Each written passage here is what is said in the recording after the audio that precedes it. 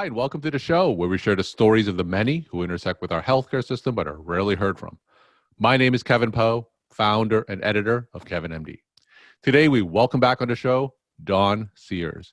She is a gastroenterologist and she wrote the Kevin MD article, 10 Replaceable Thoughts and 15 Books to Help You Survive Burnout. Dawn, welcome back to the show. Thanks so much for having me again, Kevin, and thanks for all your hard work. So we'll get into your article in a little bit, but for those who didn't get a chance to listen to our first episode, can you briefly tell the audience about your story and journey to where you are today? So I'm a gastroenterologist, and I recently left my institution of 20 plus years due to burnout. I've taken a 3-month sabbatical, which has been amazing. I've been producing things, written 3 articles for Kevin MD. I've produced YouTube videos, a YouTube channel, LinkedIn, blogs, other things, manuscripts, a couple other well-being grants, and I've rested. I've gone out to lunch with friends. I've traveled.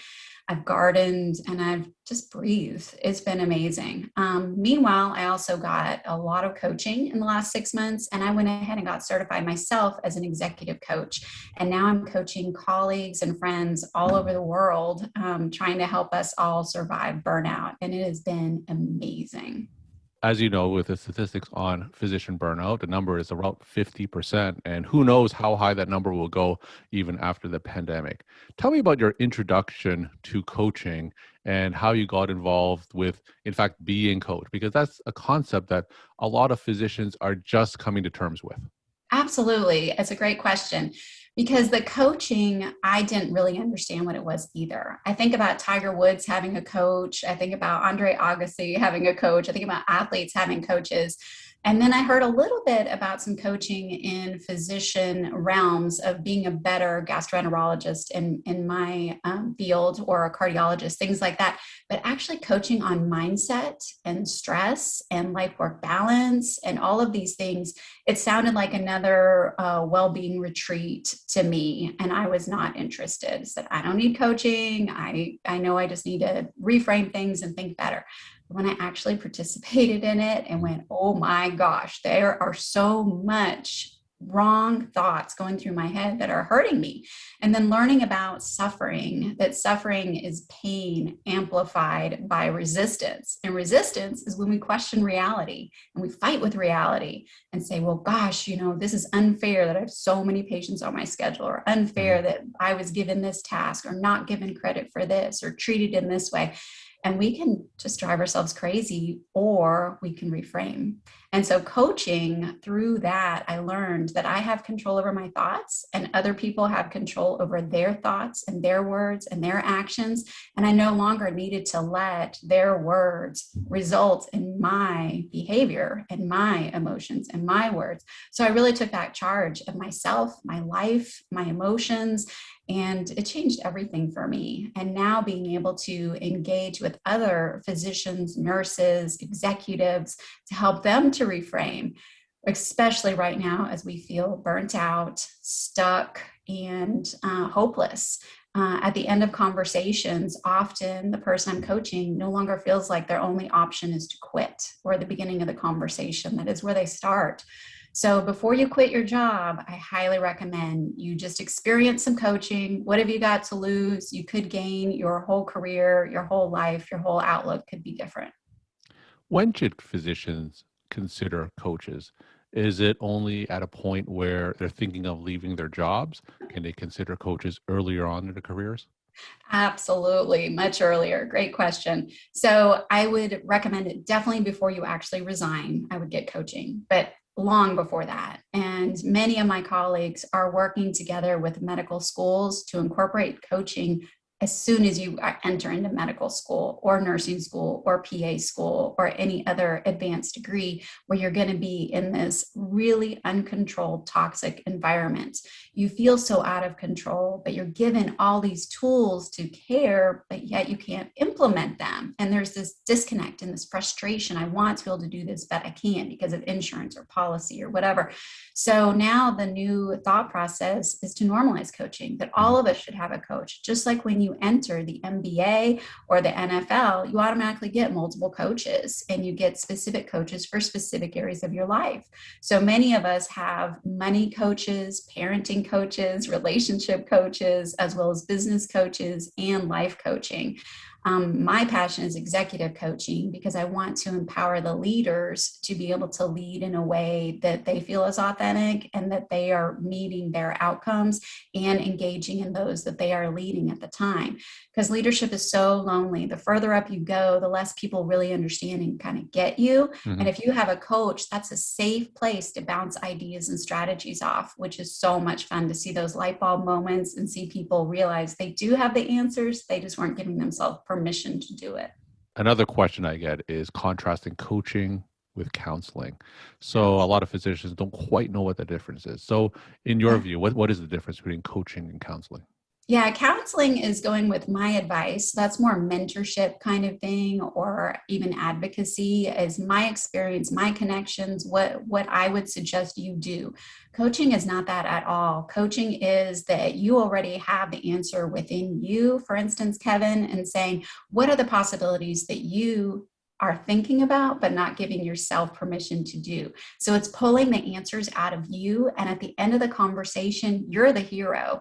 I am simply a tour guide through your mind, through your thought process, through your problem. And I can help you reframe if you get caught down a rabbit trail here, a rabbit trail there, and say, no, I think you said this is the problem you want to solve. We can think about these other thoughts or options, but this is where you are. So we're really tour guides getting you closer to your answer and to your desire, not my desire for you, which is what we can get otherwise if we're in counseling or in another relationship.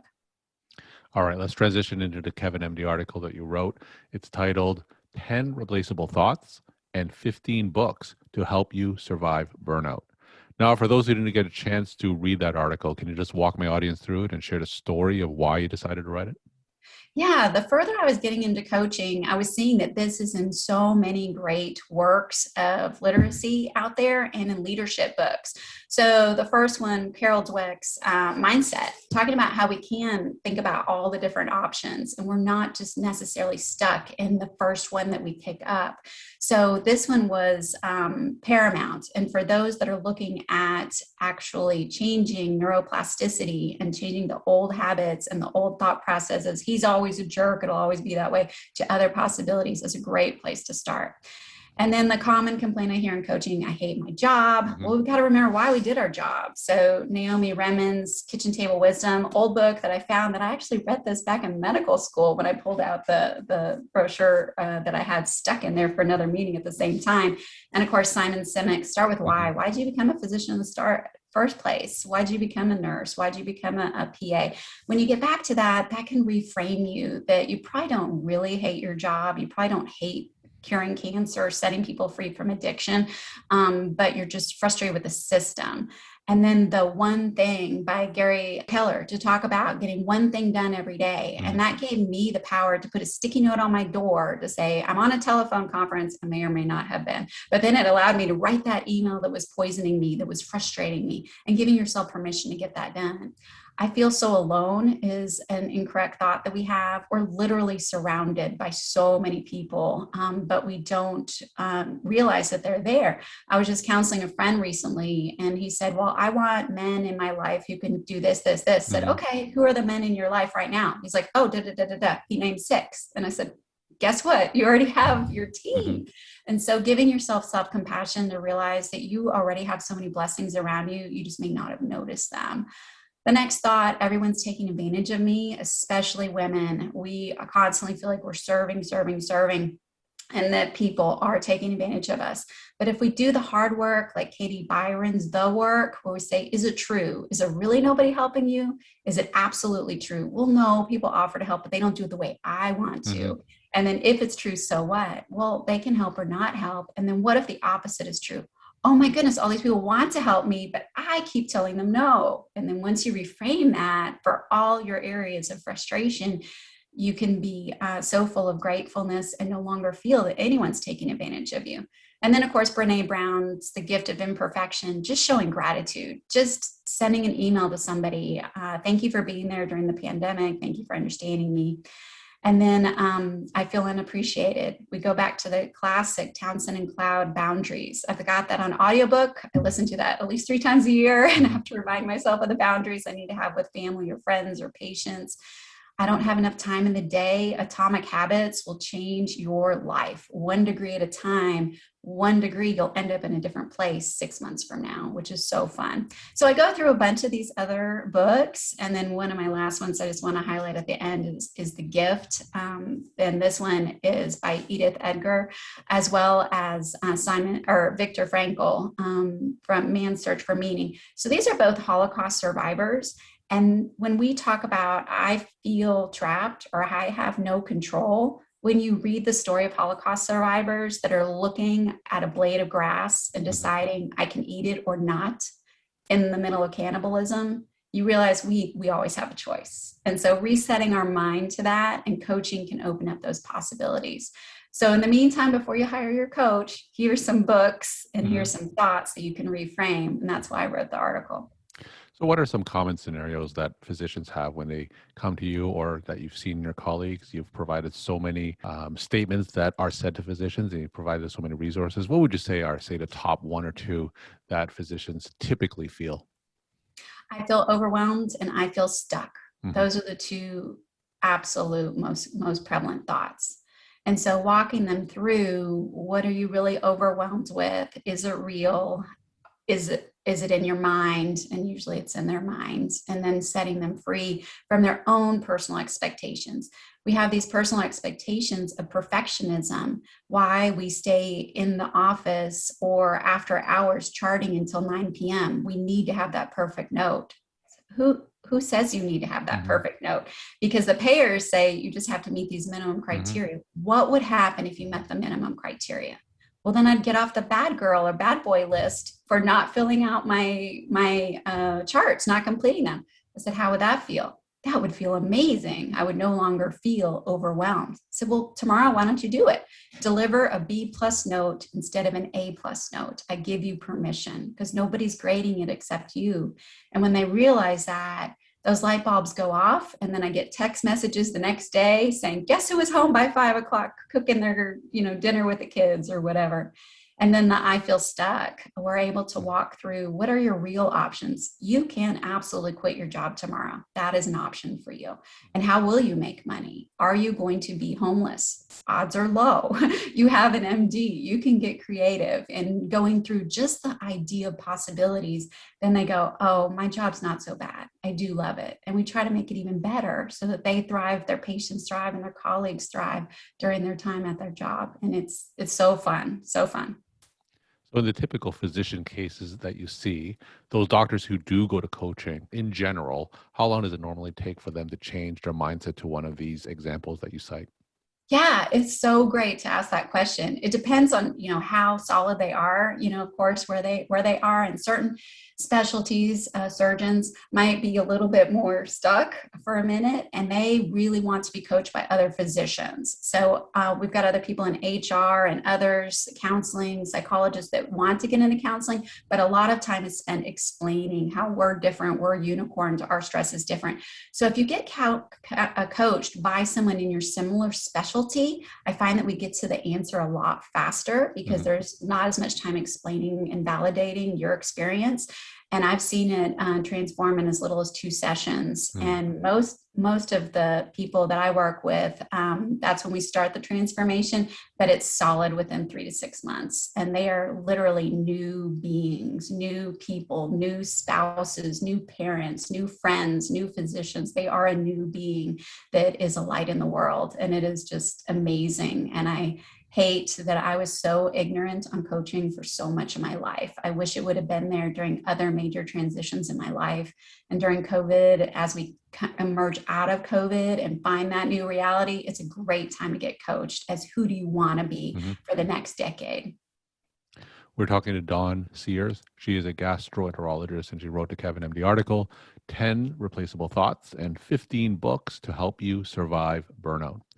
Dawn, I'm going to take even a step further back. So how does a physician decide to look for a coach, and what are some of the traits that physician should look in that particular coach to ensure that's the right match? Yeah, most coaches have free discovery sessions. And so for myself, I had probably 5 discovery sessions with different coaches that had different specialties. I was trying to decide, well, really, do I want a life coach? Do I want a career coach? Do I want a family coach? And doing each of those 5 segments, I was able to discuss what was valuable to me, what was most important to me. And for me, it was my personal growth, becoming my authentic self, things like that. Others of my clients has been respecting their religion, respecting their heritage, their family background, their cultural backgrounds. So you'll find out what's important to you, and you'll be able to interview the coaches, and they will also be interviewing you for a great fit. Nobody wants to have an agreement together with someone where you're forcing each other into this. It's a mutual relationship. And several of my initial interactions with my coaches, they are now my friends, and I still communicate with them regularly on a social basis and just bouncing ideas off of each other. Because people who go into coaching are the ultimate physicians. They really want to heal each other, and they've probably been traumatized themselves. They've been through a lot. And if you're someone who's been through suffering or some really bad things, you find out that other people who've been through suffering and bad things give you the most authentic, loving, encouraging advice and can really walk beside you. So you can just Google coaches. I can send you different websites, but there's several coachingforphysicians.com that are directories and lists. There's lots of different ways people are certified as coach. The Life Coach School does a lot of those. I'm going through the coaching executive coaching certification. So I'm going through the International Coaching Federation and the Board of Coaching. So there's lots of different ways. If you're into certifications and those kind of things, you can go through those groups. There's a lot of different groups out on the internet and Facebook groups that you can find the great coach. But I'd highly recommend you interview 4 before you find your match. It's kind of like dating. You don't need marry the first person you date. And my final question, what's your take-home message that you want to leave with the Kevin MD audience? That you don't have to stay dysregulated. You don't have to stay stuck. You don't have to stay frustrated. Just reach out, grab some help. A lot of us have been trained and are ready to help pull each other out of the pit and to make the House of Medicine better. And my whole goal is to stop the hemorrhaging of women physicians. So if I can do that through coaching and getting my colleagues partnered up with coaching, let's do it. And how can people reach you? They can reach me by Gut Girl MD on Twitter, LinkedIn, Facebook, YouTube, my Kevin MD author page. You can find me at gutgirlconsulting.com, or you can email me, my name, Dawn Sears, at dawnsearsmd.com. Dawn, thanks again for coming back on the show. And again, thanks for your insight. Thanks so much, Kevin. I appreciate you so much. Take care.